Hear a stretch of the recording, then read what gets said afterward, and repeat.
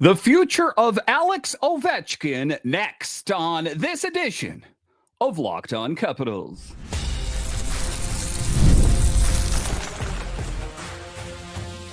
Your Locked On Capitals, your daily podcast on the Washington Capitals. Part of the Locked On Podcast Network. Your team every day. Well, hello and welcome into this edition of Locked On Capitals, part of the Locked On Podcast Network, your team every day. My name is Dan Holme. I've covered the Capitals for the last 3 seasons for Locked On and various other outlets before that. I'm also the host of the weekly show called The Capitals Minutecast, available wherever you find your podcasts.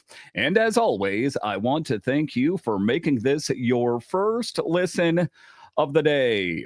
Today's episode is brought to you by FanDuel. Right now, new FanDuel customers can get $200 in bonus bets if your first $5 bet wins. So in this edition of Locked On Capitals, we talk about the big news around the Capitals is next season going to be the final season for Alex Ovechkin. I'll talk about that a bit later. I'll talk about PLD's bounce back season.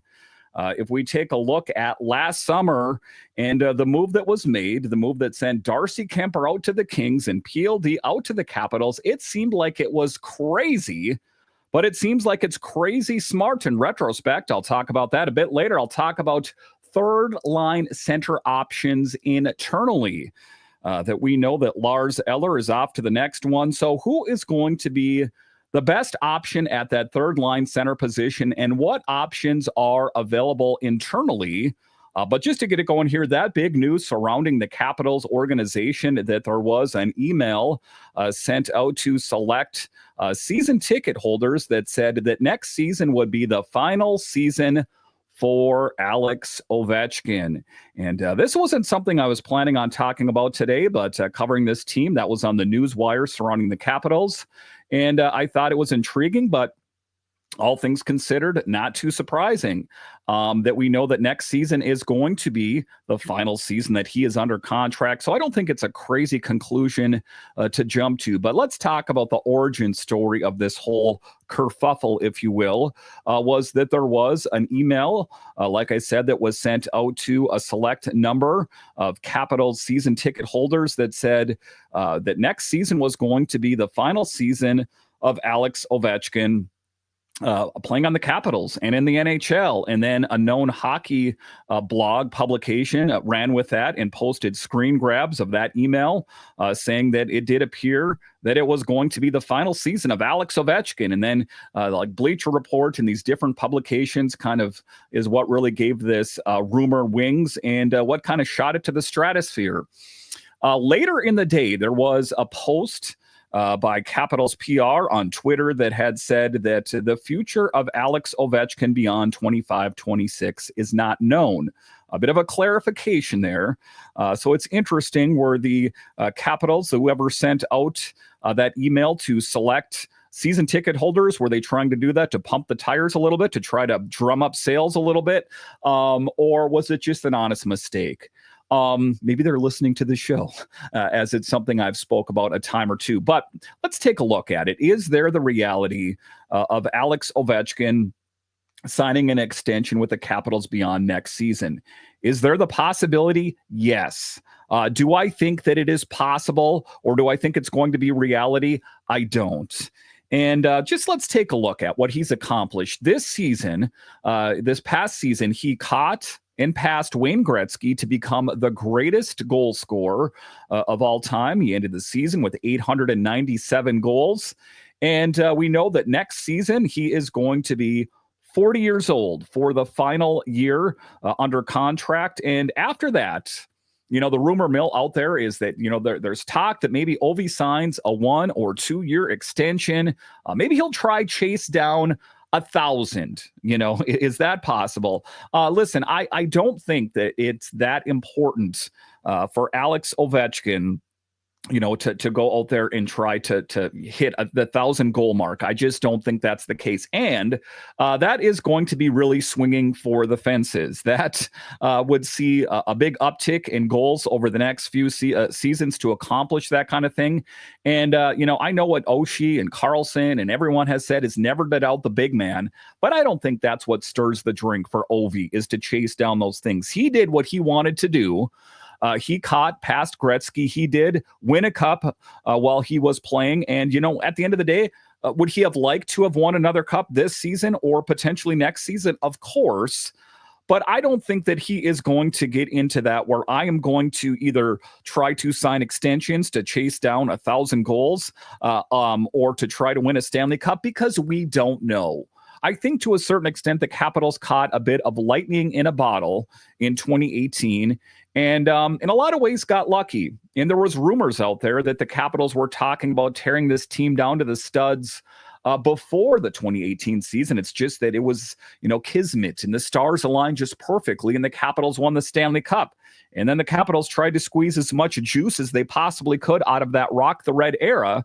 I think that Ovechkin can look back fondly on his history playing in the NHL, playing with one of the best centers to ever lace up the skates, Nick Backstrom, and, did a lot of things that no one else could do. The biggest thing, of course, is becoming the greatest goal scorer of all time. So while there has nothing been said formally about Alex Ovechkin in the 25-26 season being his final season, I think it's a fairly safe conclusion to draw.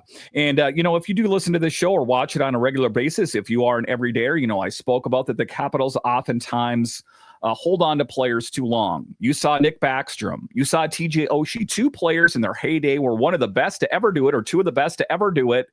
But they spent the final season under contract on the LTIR. I hate to say that they went out in a whimper, but it wasn't triumphant, shall we say. And, I think that, the Capitals organization, a lot like the Penguins, I guess you could say, is they try to hold on to players as long as they possibly can. John Carlson enters into that mix. Does he get a new deal? But to bring it back to Ovechkin here, my take on it is that next season will be Ovechkin's final season with the Capitals, his final season in the National Hockey League. And is it possible that he plays a season or two in the KHL as like a good bookend on his career? Sure. It kind of, it makes sense to a certain extent. That's where it all started for him. Wouldn't that be a great story? His long run in the NHL, to put another bookend on it, that he played his final season in the KHL. That's kind of what I tend to lean toward. But if you want me to be honest with you, I wouldn't be surprised if next season is his final season playing hockey ever. I know that there is, some bad blood and some bad feelings inside Ovechkin about Russia being able to participate in the Olympics, and that's due to the international climate, and I don't need to dig into that anymore, but I think that is one of the things that kind of just burns inside Ovechkin, is he would like to represent his country one final time. And it's just based on, like I said, international climate. I don't think that's going to be the case. But as far as the Capitals organization is concerned, I think he's done what he's going to do. And I think that the Capitals will not formally come out and say, yeah, next season, that's it for him, because, I'm sure they would entertain the idea. And I don't think that Alex Ovechkin is the kind of guy that's wired to see that far into the future. He is a guy that lives in the right here, right now. And I don't think he likes to see out any further than that, because I think that, I think inside his heart of hearts, he knows, but I don't think that, optically, I don't think that looks good to say, hey guys, this is my next season, but after this season, I'm hanging it up. I just don't think that that's the way that Alex Ovechkin is wired. But if you're asking me right here, right now, plan on next season being the final season of Alex Ovechkin playing for the Capitals. Again, things could happen, but that's kind of where I see everything going. Just like I say, kind of search your heart. What is there left for Alex Ovechkin to do? He's done the things that he needs to do. I think he's ready to move on to the next chapter of his life. All right, so coming up here after the break, we'll talk about third line center options, internal options more specifically. Who are some of the options that the Capitals have available? I'll discuss straight ahead.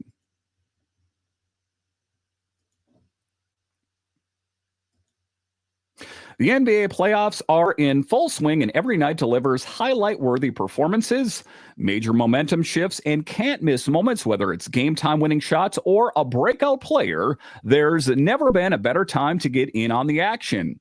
FanDuel makes it easy to stay in the game before tip-off and live. With player props, performance trends, and same-game parlays, fans have more ways to play smart and win big. And listen, the Wizards, they're not playing in it. Maybe your hometown team isn't playing. Maybe your hometown state isn't playing. But if you want to have vested interest in the playoffs, open up the FanDuel app, put a little bit of money on these games. All of a sudden, they got that much more exciting. Are you new to FanDuel? It's the perfect time to sign up. Head to FanDuel.com and place your first $5 bet. If it wins, you'll get $200 in bonus bets. Make every moment more with FanDuel, official sports betting partner of the NBA.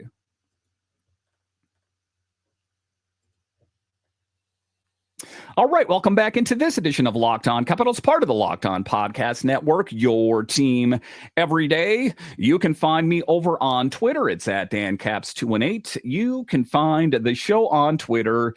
It's at Locked On Caps. So in the second segment here, we're talking third-line center options, internal options, that we know that Pierre-Luc Dubois is going to be a free agent this summer. And, he's on to the next one. He is not going to be coming back to this team. So that opens up a spot on the roster, a position that seemed like it was kind of nailed down somewhat to start the season last season with it Hendrix Lapierre. And ultimately, that didn't work. And one of the things that I think Chris Patrick needs to put on the front burner is solidifying the third line generally, but specifically addressing the third line center position. And in this segment, I'm going to go over options that they have internally. I think some are known and maybe some that you didn't think of. So let's dive into that in this second segment. But I think one of the front runners for me, despite what we saw from him last season playing for the Capitals, but we saw him find his way in Hershey, is Hendrix Lapierre. So let's start with the Lapierre journey. He cracked the NHL lineup out of training camp last season and got the nod at the third line center position, but things didn't click. And that's kind of the book on Hendrix, is that it always seems like it's going to be his year. Never is his year. Can play really great in glimpses or snippets here or there, but not sustainable. Can do really great things in the American Hockey League, but struggles on the big team. He had just 8 assists in 27 games, struggled in faceoffs, and couldn't establish himself in either zone. The team eventually opted to bring in some vintage vibes by bringing in Lars Eller, and Lapierre was sent to Hershey. And there were other, things that they tried, Scarbosa, that kind of thing. But I think they were looking for a guy that was a veteran, that what they were hoping could anchor down that third line. And to be clear here, I don't think that I don't think that Lars Eller was horrible. I just don't think that he is what the Capitals had hoped for. But here's the good news. He didn't just tread water in the AHL when getting reassigned. He didn't sulk. He didn't moan. He exploded with 32 points in 32 games and looked like the most improved player on the roster. He played with more pace, better defensive awareness, and more consistency. And I am not an advocate for trying to retread tires again, and again. But I think that he is worth another look. And at the end of the day, this needs to be the season. I'm here to say, I'm putting a marker in right now, that it needs to be the season for Hendrix Lapierre on the Capitals, or they need to move on from him. Trade him, whatever you got to do. Try to get an asset in return that at some point it gets to be detrimental, where like next year, I believe that next year he's going to be the guy. Next season is going to be the season for Hendrix Lapierre, or I want to see what's behind door number 2. And the coaching staff, including Spencer Carberry, made it clear they wanted what they wanted from him is to be harder on the puck and increase his compete level and improve away from the puck And to be clear here, he responded when he returned to the Hershey Bears. And now looking at the Capitals' current depth chart, there's a real opening at the third line center position. Now, let's just, get the lay of the land and who is, out there right now. We know Dylan Strome, first line center, Pierre-Luc Dubois, second line center, and Nic Dowd, fourth line center. So who could it be? Who could it be? Now, it could be Connor McMichael, of course, another one of the front runners, a guy that the center position is his native position. I think a front runner for that. Hendrix Lapierre, which I spoke of, could be in that mix as well. But who else has center experience on the Capitals organization? You might not know, maybe you know. Ryan Leonard has a history at the center position, and also Alexei Protas. And we saw Leonard, we saw Protas on the wing primarily, and but there is a history with Protas and Leonard at the center position. That do I think they'll have the kick at the can at the third line center position? Maybe. I think that the hope for Ryan Leonard is more that he is not going to be, and I hate to say this is a pejorative or a negative thing, a third line player, but you take a look at Nic Dowd, who, is just a fourth line player in title only, that I don't think we need to look at it as a negative thing.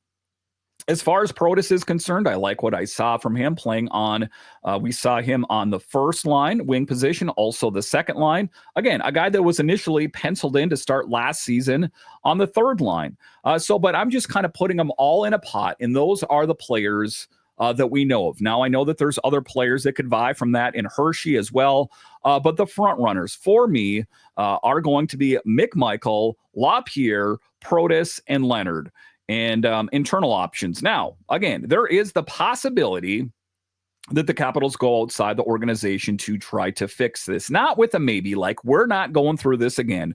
We're taking care of that third line center position right here, right now. We're swinging for the fences. We're going to reel in our big fish, and it's going to be, one of the free agents this summer that I've spoke of. But I do think that Connor McMichael is the front runner for me. But I think that Hendrix Lapierre will be in there as well. Again, Protas and Leonard have history of playing the center position, but ultimately for me internally, I think it's McMichael or Lapierre. The one thing I know about Lapierre, like I've spoke about in this segment, is that he is going to have to bring it. And bring it in a big way. We know that Connor McMichael has roots now within the Capitals organization on the big team, and he's not going to be swept aside. That he is going to give his best, but at the end of the day, he has solidified his spot on the roster. If he doesn't work at center, he can always go to wing. I think that for Hendrix Lapierre, he really needs to make a concerted effort to bring everything that he has. That this is going to be his season to make the roster and to stay here.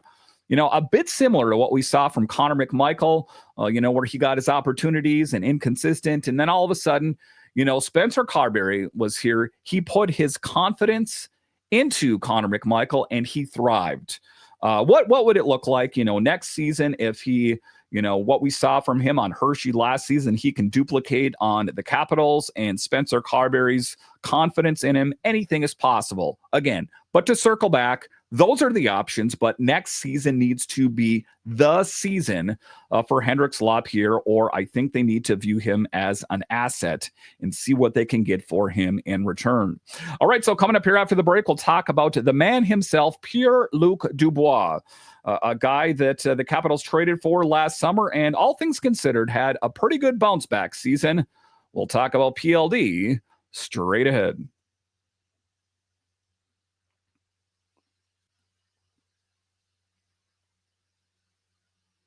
All right, welcome back into this edition of Locked On Capitals, part of the Locked On Podcast Network, your team every day. The best way that you can help grow the show is to subscribe to Locked On Capitals on YouTube and comment anything down below.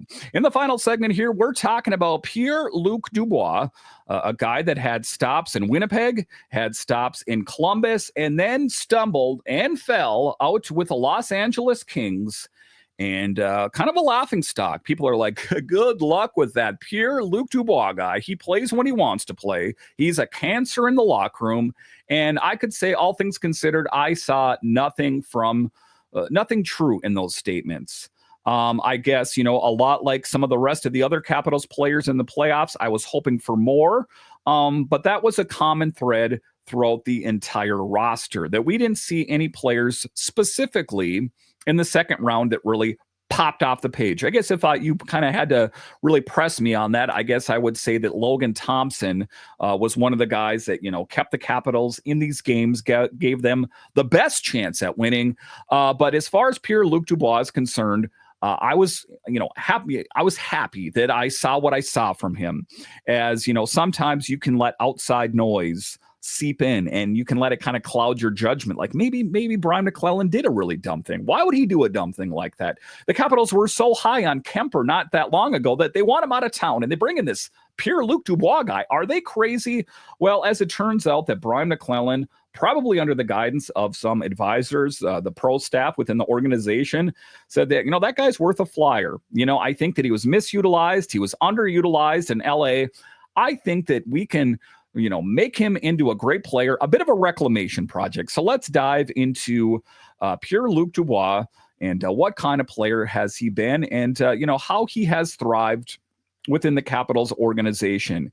And, again, like I said, it was met with some skepticism, but all things considered, I like what I saw from him. So I would say one of the players that took one of the biggest leaps this last season was PLD. There was that disappointing stint in LA.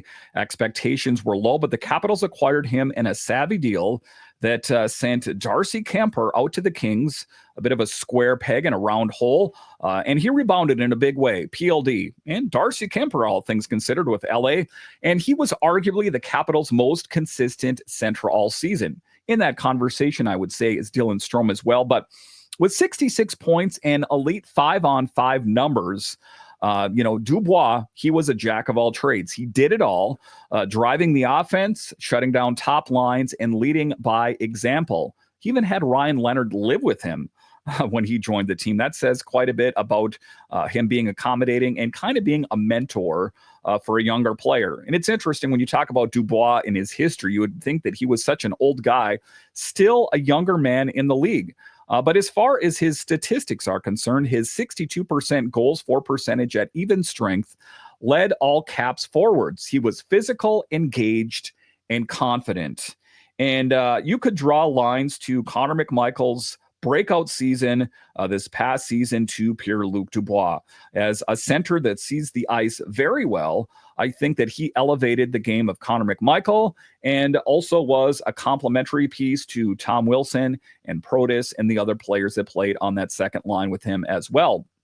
But maybe the most telling stat, he ranked in the top 25 league-wide in 5-on-5 scoring, right alongside big names like Austin Matthews and Leon Draisaitl. And even more encouraging, I guess I would say, about Dubois is he embraces a leadership role, which is going to be drawn into focus, in the coming seasons. When like I talked about, Ovi's going to be playing on his final year, Carlson, that it is going to be a changing of the guard, and they need leaders. And I think that Dubois can be that.